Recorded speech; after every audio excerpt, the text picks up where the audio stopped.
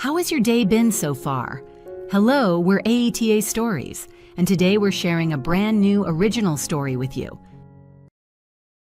No one ever thought to ask whether Natalie Whitmore was happy.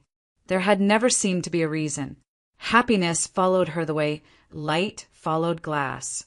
Quietly, constantly, without effort. At 22, Natalie appeared to have everything a young woman could want, and more than most ever received. She was beautiful in an understated way, composed rather than dazzling, with a calm confidence that came from never having known instability.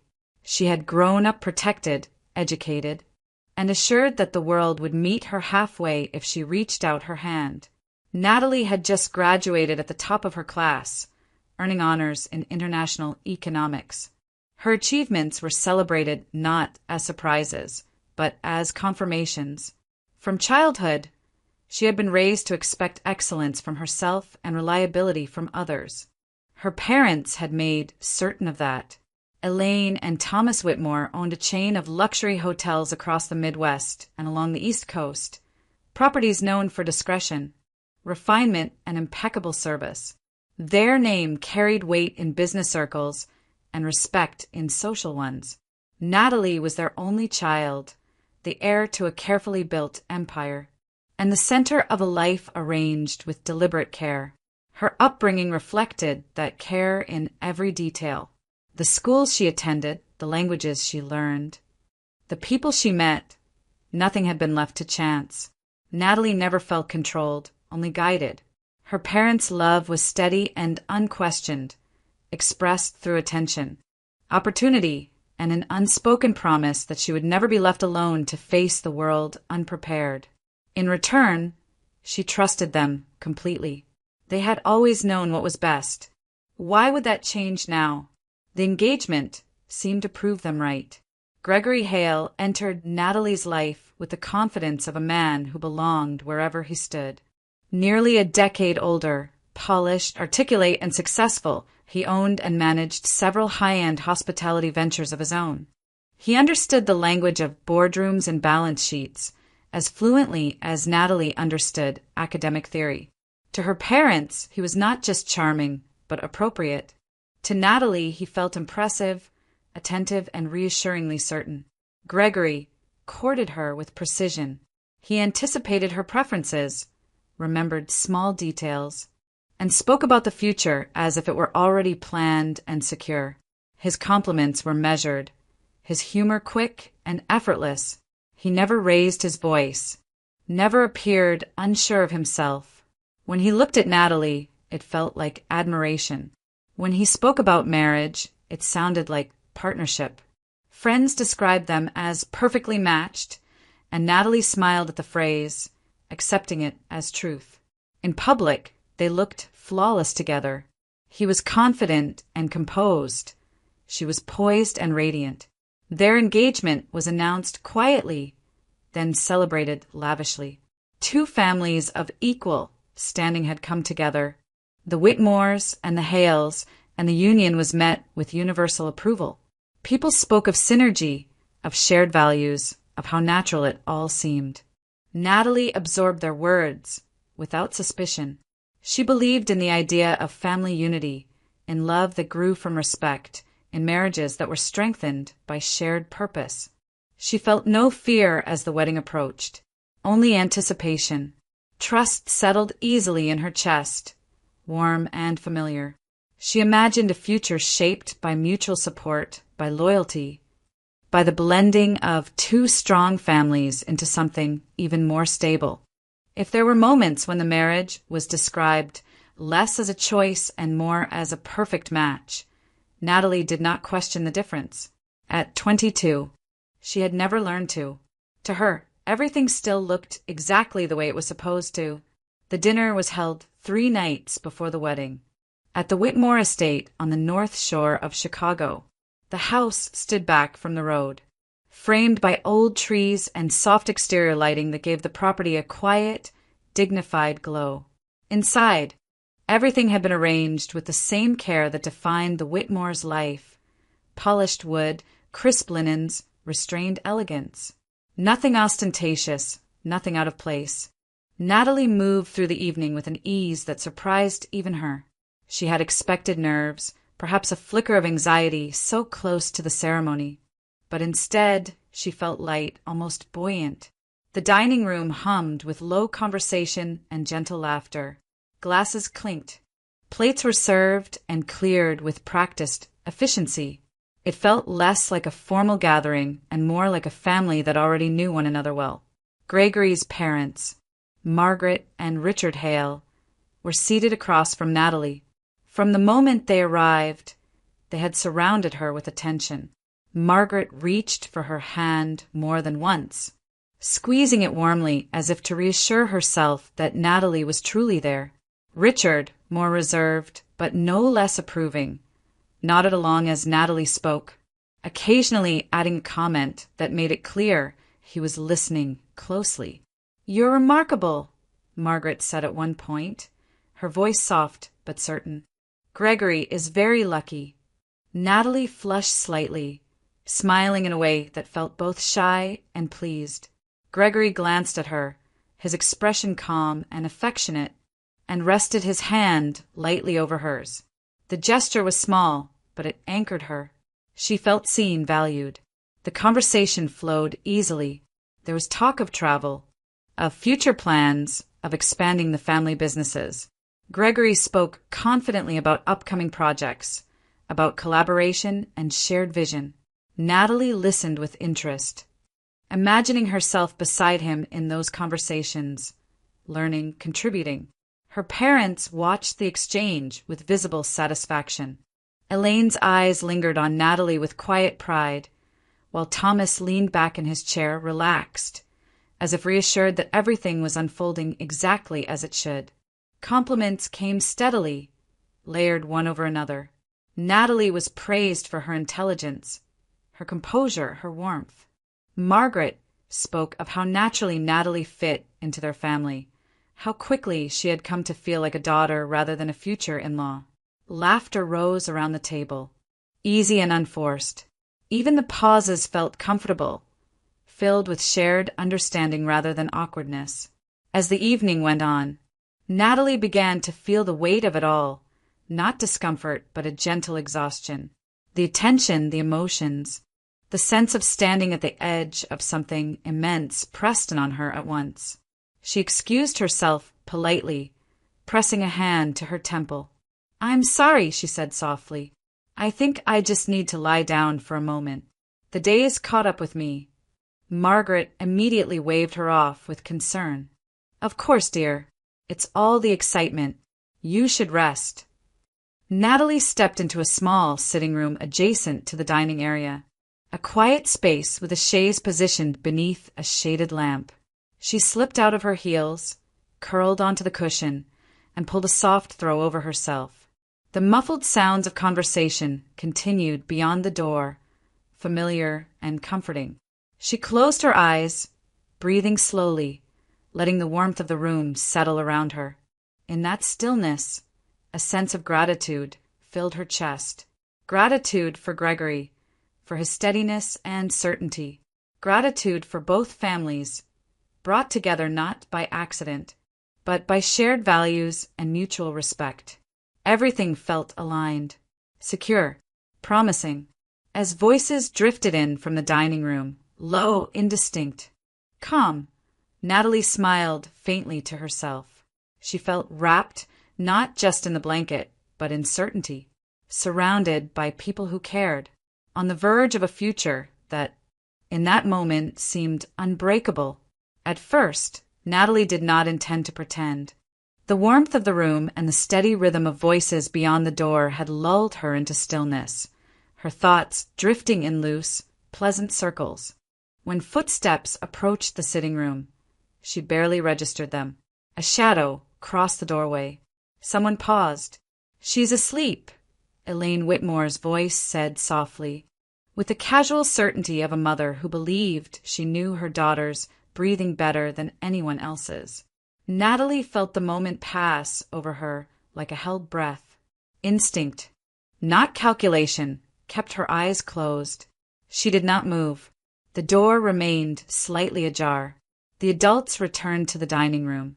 and with them came a silence that felt different, intentional, deliberate. Then the tone changed. Gone was the warmth, the affectionate cadence that had filled the evening.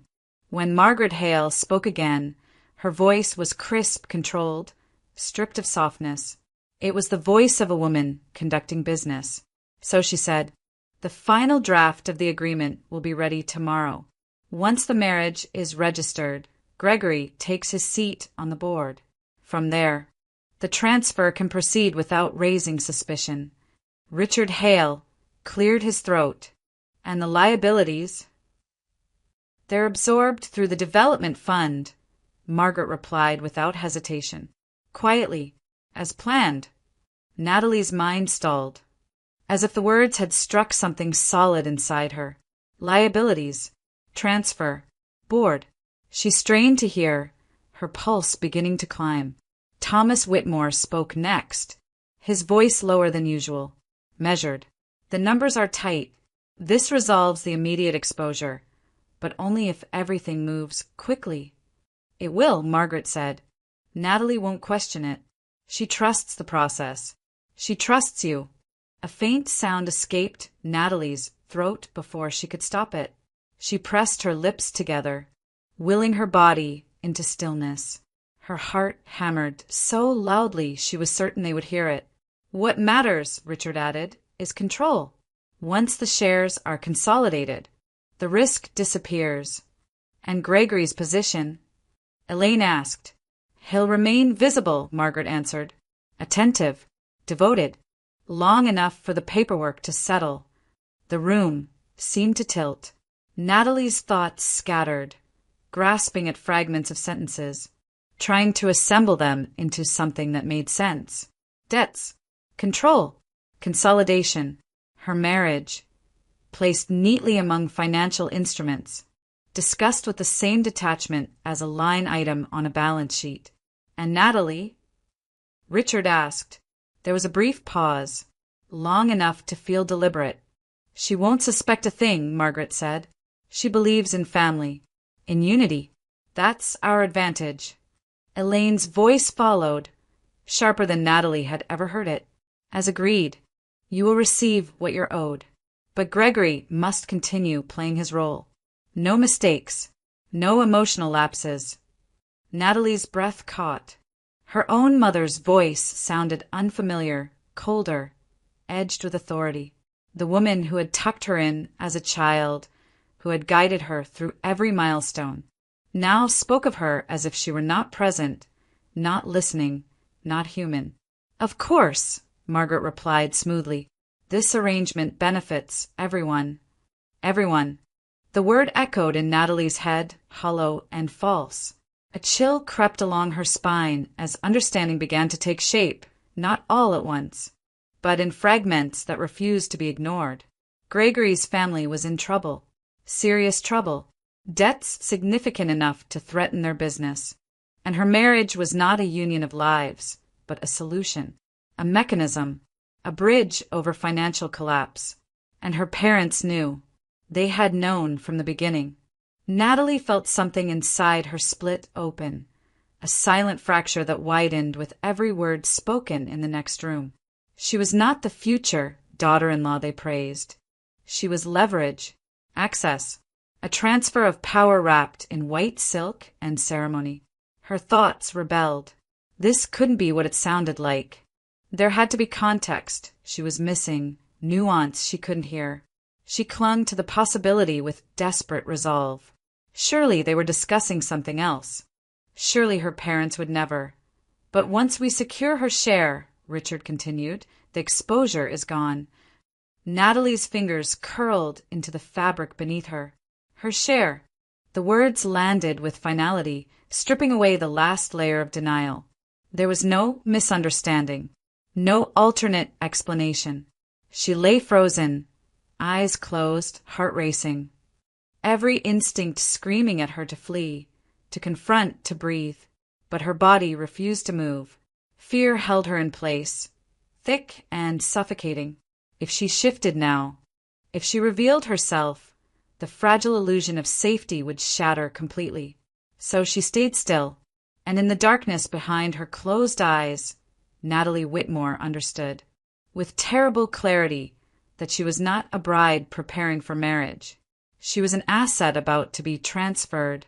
Natalie remained motionless long after the conversation ended.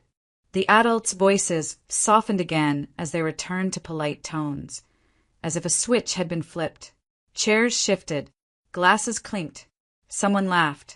The sound drifted toward her, distant and unreal, like music heard underwater. Footsteps approached the sitting room once more. Natalie felt them before she heard them, a change in the air, a tightening in her chest.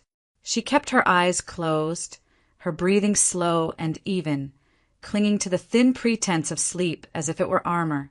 "Let me check on her," Gregory said quietly. The door opened wider.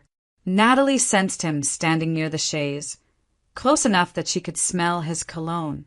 Familiar and suddenly unbearable, he leaned over her, studying her face. She did not move. After a few seconds, he straightened and stepped back. "She's out," he said. "Completely." Margaret Hale's voice followed, lowered but sharp. "Be careful what you say." Gregory exhaled, the sound heavy with irritation. "I'm careful all the time. I'm exhausted." They moved a few steps away, still within earshot. Natalie felt her pulse thudding against her ribs. Every sense sharpened. "I can't keep doing this," Gregory continued, his restraint slipping. "The way she looks at me, the way she talks about the future. He broke off, then added more quietly, "It's getting harder." "This is almost over," Margaret replied firmly. "You knew that when we started." "I know," he said, but there was no comfort in his voice. "But she keeps calling. Natalie. She wants to spend time together before the wedding. She says she feels closer to me than ever." Natalie's throat tightened. She swallowed, willing herself not to make a sound. Margaret did not soften. "You'll say the right things. Reassure her. These are the last days she expects anything from you. After the paperwork is signed, after the shares are secured, you'll be free to return to your real life." There it was, clear, unmistakable. "And Hannah?" Gregory asked. "She's not taking this well. She says she can't go through the wedding. She says it's killing her." "Then calm her down," Margaret snapped. "Remind her what's at stake. Remind her that this is for your family." "For our family," Gregory corrected automatically. Natalie's chest constricted. Her breath hitched before she could stop it. She pressed her lips together, her body trembling despite her effort to remain still. "And the child?" Gregory asked after a moment. Margaret's answer was immediate. "Your son will be fine. This marriage doesn't change that. Once everything is settled, you'll be with them. All of this depends on her patience." Natalie felt the words like a physical blow. Another woman, a child, not a past mistake or a brief affair, but a life. A family spoken of with certainty and possession. The family Gregory belonged to, the one he was returning to. The humiliation burned hot and sharp, followed closely by grief, so heavy it stole the air from her lungs. She felt stripped bare, exposed in ways she had never imagined. Every smile Gregory had given her, every promise, every careful gesture now replayed in her mind with cruel clarity. It had all been performance, precision, strategy. Rage surged, sudden and violent, demanding release. Her hands curled into fists beneath the throw, nails digging into her palms. She wanted to scream, to rise up and confront them, to shatter the calm they took for granted. But she did not move. She understood, with a clarity that cut deeper than anger, that reacting now would only make her vulnerable. They believed her asleep. They believed her unaware. That illusion, thin as it was the only protection she had left. So Natalie forced herself to stir. She shifted, letting out a soft sound, the kind a half-awake person might make. She stretched slightly, as if emerging from a deep sleep, and turned her head toward the light. Gregory and his mother fell silent instantly. Natalie opened her eyes and blinked, feigning confusion. "I must have dozed off," she said, her voice unsteady but convincing. "I didn't mean to disappear like that." Gregory smiled, the familiar, practiced expression sliding effortlessly back into place. "You looked exhausted," he said gently. "Come back when you're ready." Natalie nodded and sat up slowly, her movements careful, controlled. Inside, something had broken beyond repair. She stepped back into the dining room, wearing the same face she had left with, and no one suspected that everything had already changed. Natalie did not stay long after returning to the dining room. She took her seat for only a few minutes, just long enough to make her departure seem natural. The room felt smaller now, the air heavier, as if the walls themselves were pressing in. Every voice sounded distant. Every smile looked rehearsed. "I'm sorry," she said quietly, pressing her fingers to her temple. "I have a terrible headache. I think I should go home and lie down." Her words landed softly, almost apologetically, and she waited, without admitting it to herself, for someone to protest, for concern, for an offer to drive her, to insist she stay, to ask whether she was all right. None came. Margaret Hale nodded with a look of polite sympathy. "Of course, dear. You've had a long day." Elaine Whitmore rose from her chair, walked around the table, and kissed Natalie lightly on the cheek. "Get some rest," she said. "We'll talk tomorrow." Gregory watched her with the same calm attentiveness he always wore in public. "Text me when you get home," he said, his tone warm, measured. He did not reach for his coat. He did not suggest accompanying her. Natalie forced a smile, murmured her goodbyes, and walked toward the front door. No one followed. Behind her, conversation resumed almost immediately, as if her presence had never been essential to begin with. The night air was cold when she stepped outside, sharp enough to sting. She drew in a breath that felt too shallow, too thin, and unlocked her car.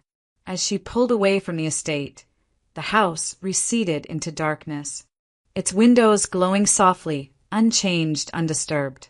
She drove without direction, turning where the road bent, letting instinct carry her forward. Streetlights blurred past. Her hands tightened on the steering wheel, knuckles whitening as her thoughts unraveled. The dinner replayed in fragments, words stripped of warmth, voices she no longer recognized, her parents' calm participation, Gregory's real family spoken of without hesitation. The realization struck again and again, each time landing harder than before. How long had they known? How long had she been blind? She thought of every moment she had trusted without question. Every decision she had believed was mutual.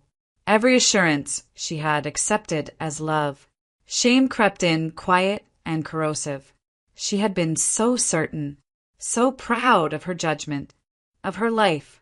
Her chest tightened, breath catching as anger and grief collided.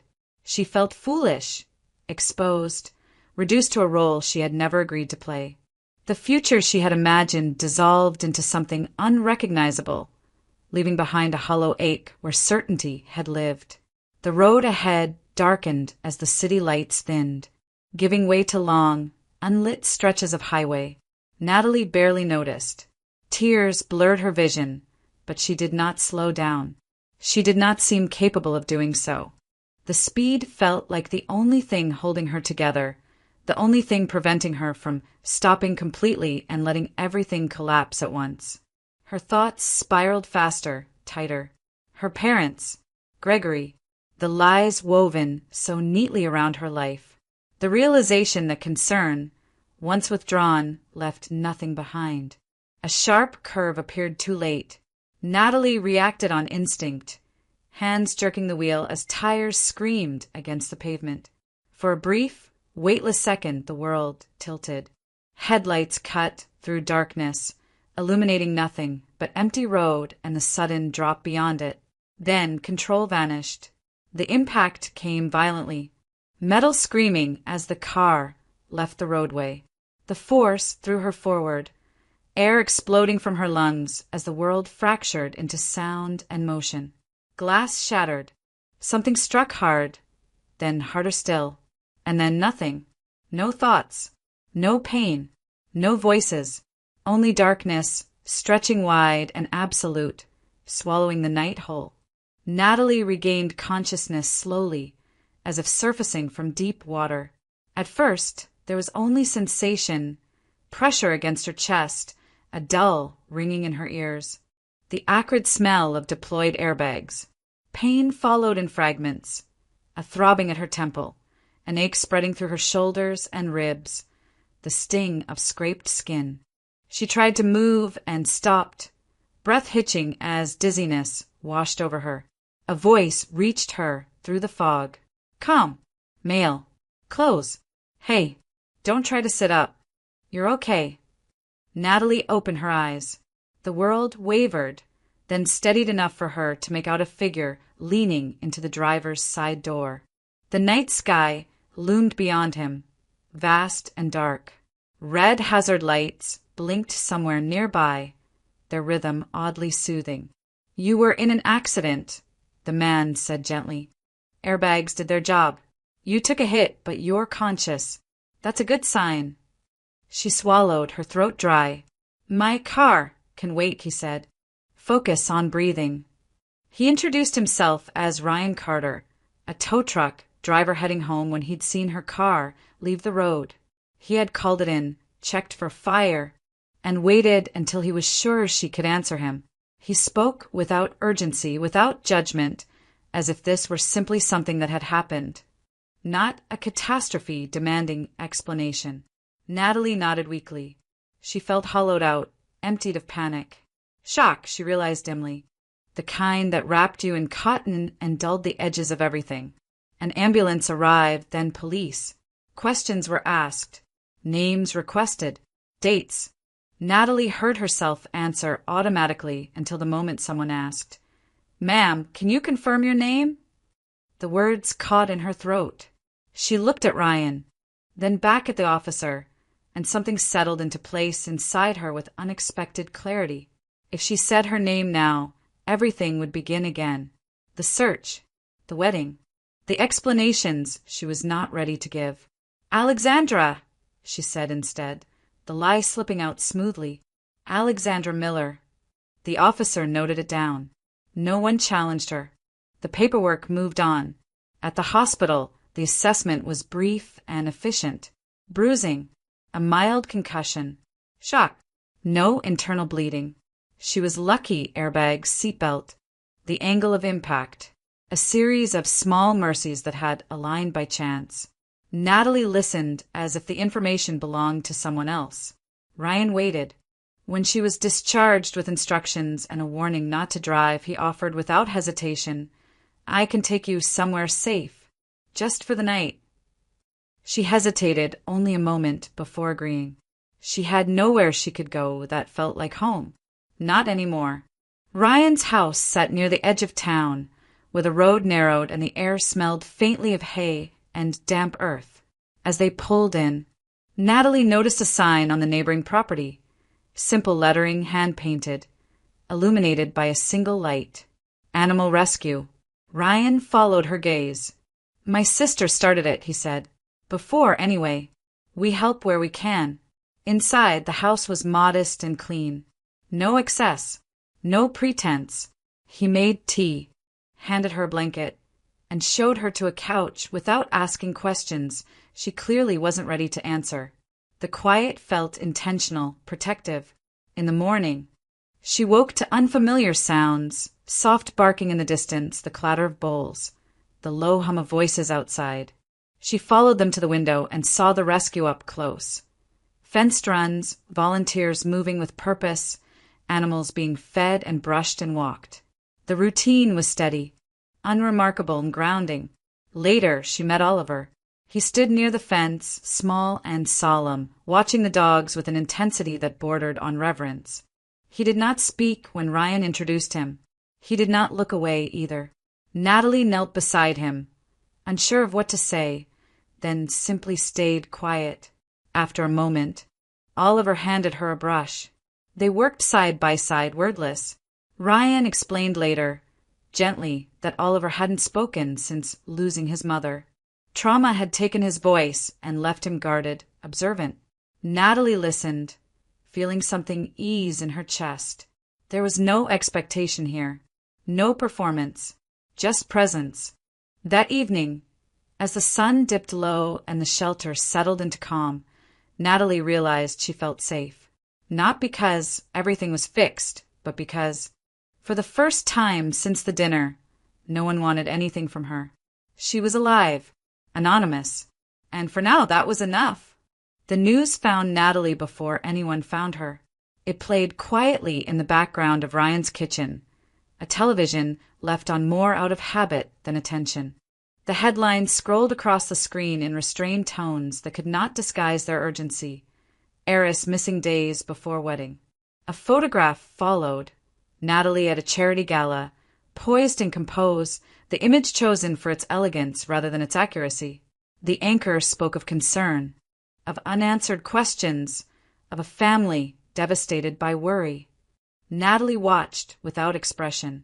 The camera cut to footage outside the Whitmore estate. Reporters clustered near the gates. Gregory stood beside Elaine and Thomas, his arm placed carefully around Elaine's shoulders, his face drawn into a mask of concern that Natalie now recognized for what it was. Margaret Hale dabbed at her eyes with a handkerchief. Richard Hale spoke of hope, of faith, of prayers. The performance was flawless. Natalie turned off the television. She did not feel anger at first, only a distant, almost clinical clarity. They would look for her. They would ask questions. They would move quickly, efficiently, and with resources she could not match if she remained merely missing. Time, she understood now, was the one thing she did not have. Unless she took it, the idea formed slowly, not as impulse, but as conclusion. If she stayed alive on paper, she would be found, tracked, pulled back into a story already written for her. If she wanted space, real space, to understand what had been done and how to answer it, she would need to disappear completely. That meant dying, not in truth, but in record. Ryan listened as she explained, his brow furrowing deeper with every sentence. "That's dangerous," he said quietly, "and once you do it, there's no undoing it." "I know," Natalie replied. Her voice did not shake. "That's the point." They drove out just before dusk, the sky heavy with clouds that promised rain. Natalie's car had been recovered and towed to a temporary holding yard near the river, where the road curved sharply before dropping away. It was the same stretch where she had lost control, isolated, poorly lit, and known for strong currents below. Ryan moved with careful efficiency, washing down surfaces inside the vehicle, removing any trace that did not belong. Natalie did the opposite. She touched everything: the steering wheel, the door handle, the trunk latch. She pressed her palms against metal, glass, fabric, leaving herself behind with deliberate intent. When it was time, she took the driver's seat one last time. They parked just short of the curve. The engine was left running. The headlights cut through the gathering dark, illuminating the guardrail ahead. Ryan handed her gloves, put his own on, and together they pushed. The car rolled forward, slow at first, then with gathering certainty, breaking through the barrier with a sharp, tearing sound. Metal screamed. The vehicle tipped, slid, then vanished from view, crashing down through brush and stone until it struck and lodged against the bank below. A door tore free on impact, skidding across the rocks. The trunk burst open, spilling clothing and personal items that scattered toward the water. Natalie stood at the edge, watching. "Good," she said quietly. "It looks right." Ryan said nothing. He did not need to. By morning, the scene would tell its own story. A high-speed loss of control, a fall, an unfastened seatbelt, a river that did not give back what it took. The logic aligned cleanly with procedure. Tragic, final, back at the house. Natalie used the cheapest phone she could find, a burner purchased with cash at a roadside store. She memorized the number, then dialed. Leonard Brooks answered on the fourth ring. He did not recognize the number. He almost didn't answer, but something made him pause. "Leonard," Natalie said softly. There was a brief silence. Then, "Where are you?" "Safe," she replied. "For now." His voice shifted immediately, humor draining away, replaced by sharp focus. "You're not supposed to be alive." "I know." "Then you're in more danger than anyone realizes." Natalie told him everything. The dinner, the deal, the other woman, the child, the stage crash. Leonard listened without interruption, his questions few and precise. When she finished, he exhaled slowly. "You did the only thing you could," he said at last. "If they think you're dead, they'll move differently. Sloppier." "I need time," Natalie said. "And protection." "You'll have both," Leonard replied. "But you cannot surface. Not yet. Not anywhere." "I understand." "I'll work quietly," he continued. "No calls. No messages unless necessary." "And Natalie," he paused, "this ends cleanly. Or it doesn't end at all." When the call ended, Natalie removed the battery and placed the phone in a drawer. On paper, Natalie Whitmore was gone. In truth, she had only just begun to act. Leonard Brooks moved quickly once he had what he needed. He did not use Natalie's name, did not leave a trail, and did not ask questions he could answer himself. Within 48 hours, he had a location, a phone number, and a quiet assessment that confirmed what Natalie already suspected. Hannah Miller existed, not as a rumor or a mistake, but as a life. Leonard passed the information along through a single, careful message. An address, a time. Natalie understood what it meant. This meeting could not be undone once it happened. She went alone. The apartment was modest and well kept, the kind of place that reflected practicality rather than aspiration. When the door opened, the woman standing there was close to Gregory's age, composed, with a tired gentleness in her eyes. She looked at Natalie without surprise, as if she had been expecting her. "You're Natalie," Hannah said quietly. Natalie nodded. "We need to talk." Hannah stepped aside without argument and gestured for her to come in. The door closed behind them with a soft click that sounded final. For a moment, neither woman spoke. The air between them was heavy, not with hostility, but with the weight of too much unspoken truth. They sat at the kitchen table. Hannah poured tea, her movement steady, almost automatic. "We met 5 years ago," Hannah began. "Long before the engagement. Long before anyone talked about weddings." She spoke calmly without bitterness, as if recounting a story she had told herself many times in order to survive it. Gregory had been charming, attentive, present. What started as conversation turned into shared routines, shared space. Within months, he had moved in. They built a life, quietly, without announcements or promises he claimed were unnecessary. Their son had come later, planned, wanted. Gregory had been attentive then, too, buying the apartment, ensuring their comfort, introducing them to his parents as his family. Hannah smiled faintly at the memory, then looked away. "And then everything changed," she said. Financial strain crept in first. Gregory grew distracted, tense, often absent even when he was physically present.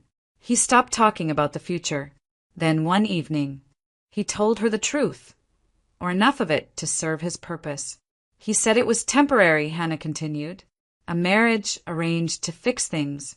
A transaction. He said once the documents were signed, he'd come back to us. That this was for the family. Natalie listened without interruption, her hands folded in her lap, her face composed. Inside, something hardened into place. Hannah admitted she had begged him not to go through with it. She had suggested other solutions, compromises, even public separation if it meant honesty. Gregory refused. When she persisted, his tone changed. He began to remind her of what he controlled. the apartment, the money, access to their child. He told me if I interfered, he'd take our son, Hannah said, her voice lowering. Legally, financially. He said I wouldn't be able to stop him. Natalie's jaw tightened. That's when I started recording, Hannah said, reaching into a drawer. She placed a small device on the table, then slid a folder beside it. Everything. Calls. Conversations. Not because I wanted revenge. Because I needed protection. She pushed the items toward Natalie. They're yours now. Natalie did not touch them immediately. Why give them to me? Hannah met her gaze. Because you can stop him, and because I can't do this alone. There was no accusation in her voice, no demand, only exhaustion and resolve. I don't want him ruined, Hannah added. I want my son safe. I want the truth to exist somewhere outside of his control. Natalie reached for the folder at last, her fingers steady. She did not feel triumph. She did not feel vindication. What she felt was responsibility. This isn't about revenge, Natalie said quietly. It's about ending what he started. Completely. Hannah nodded once, relief flickering briefly across her face. That's all I'm asking. When Natalie stood to leave, Hannah walked her to the door. I won't tell anyone we met, Hannah said. He won't hear this from me. Natalie paused, then turned back. I'll make sure your child is protected. Hannah's shoulders sagged slightly, as if a weight had finally been set down. Outside, Natalie breathed in the cool air and felt the shape of the truth settle fully into place. The story was no longer fragmented, the lies no longer isolated. For the first time since the dinner, Natalie did not feel alone. Justice, she understood now, was not about destruction. It was about accountability, and she was ready to carry it through. Natalie did not announce her return. She arrived quietly, deliberately, on a gray afternoon that felt heavy with inevitability. The Whitmore house looked exactly as it always had. Immaculate, controlled, secure.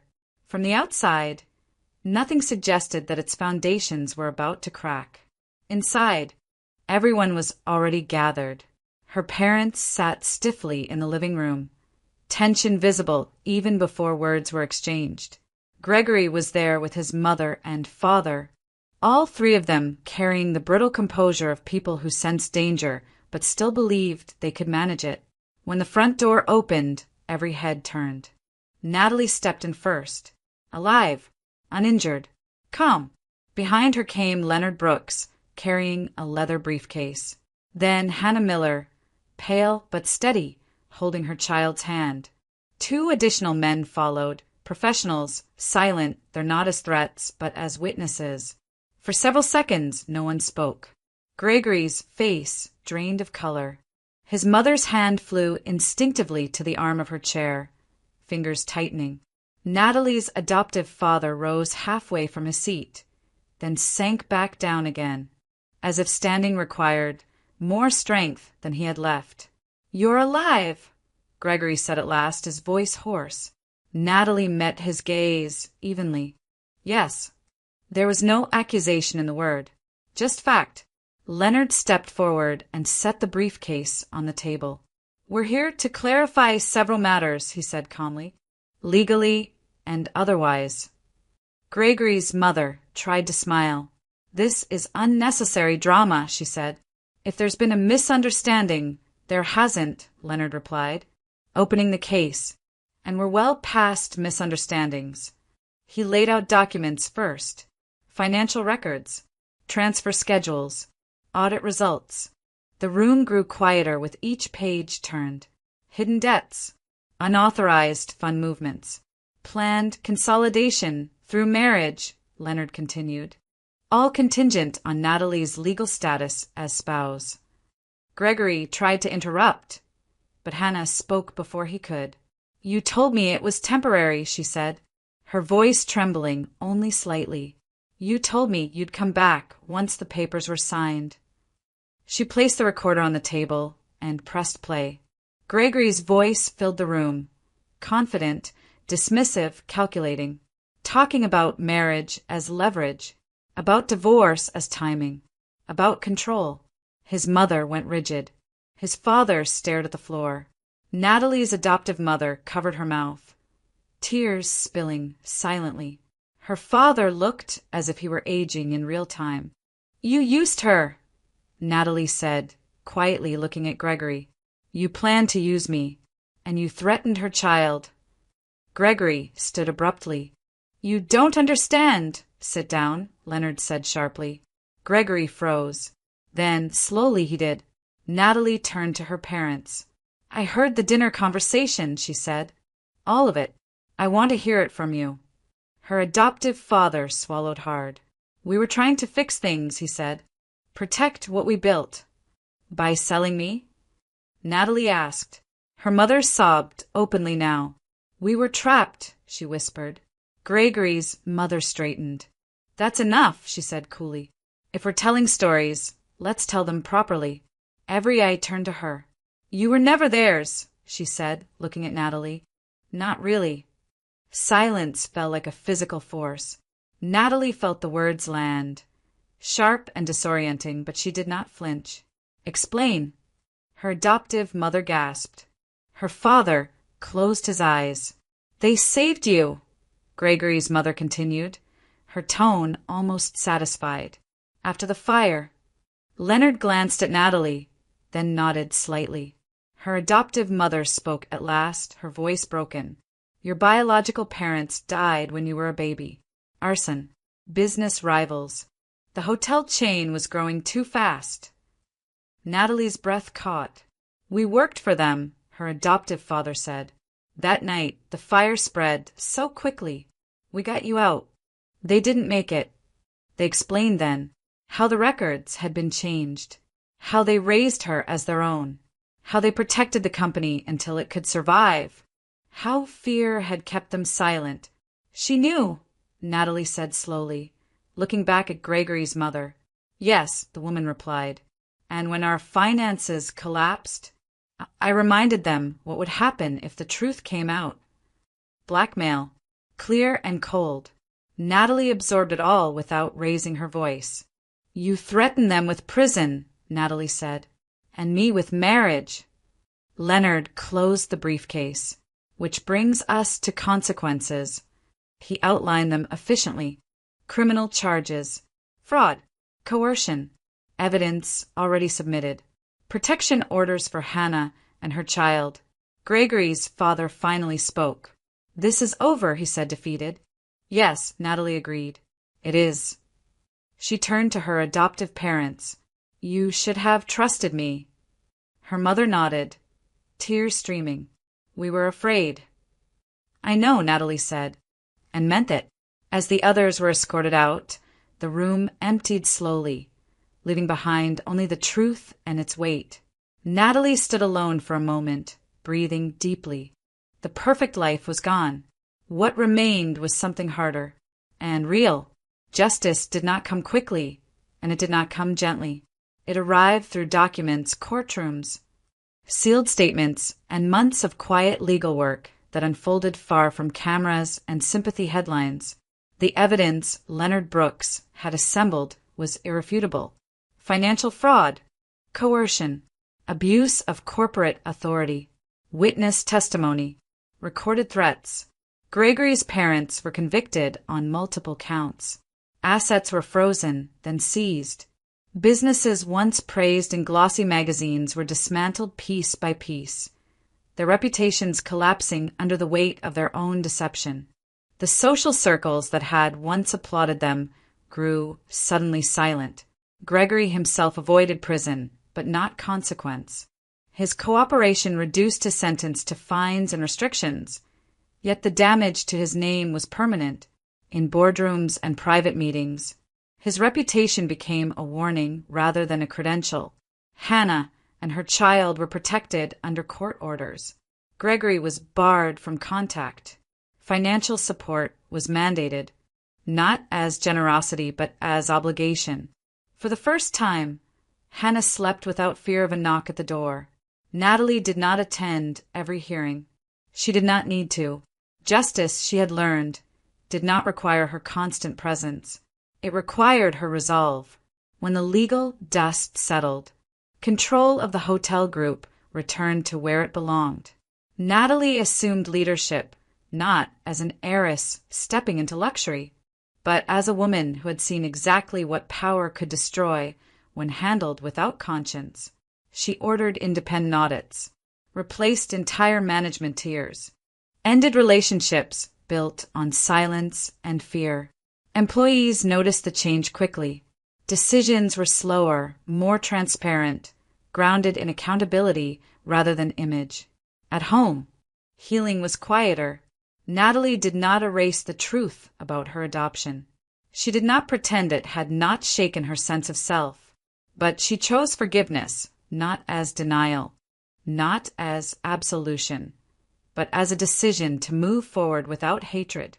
Her adoptive parents stepped away from leadership permanently. They remained in her life, humbled, aging, grateful.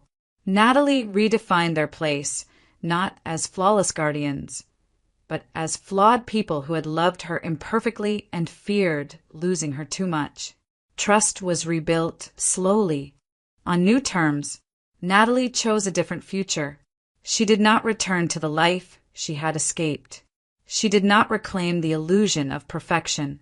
Instead, she built something smaller, steadier, and entirely her own. Her marriage to Ryan Carter happened without spectacle. No press, no speeches, no curated images. Just a small gathering, honest vows, and the quiet certainty of equality. There were no promises of rescue or sacrifice, only partnership. Ryan did not try to shield Natalie from her past. He did not attempt to fix what was broken. He stood beside her and let her be whole in her own way. Oliver's adoption followed soon after. The process was careful, deliberate, guided by professionals who understood trauma better than sentiment. Oliver spoke his first words months later.